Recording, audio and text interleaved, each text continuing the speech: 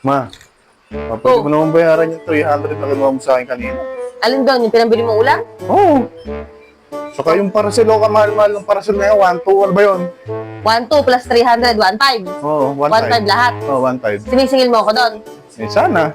Eh kung singilin kaya kita simula nung nagpakasal tayo, naging asawa mo ako sa paglalaba lahat ng mga damit mo. Bullshit, not good. Sige, sa araw-araw na pagpasok mo, pagsasaing kita, paglalagyan ka ng ulam, pagluluto kita, yung mga damit mong utod ng dami, yung medyas mong utod ng baho, pag dumadating ka, binabagad ko pa yung mga brief mong nanunutong.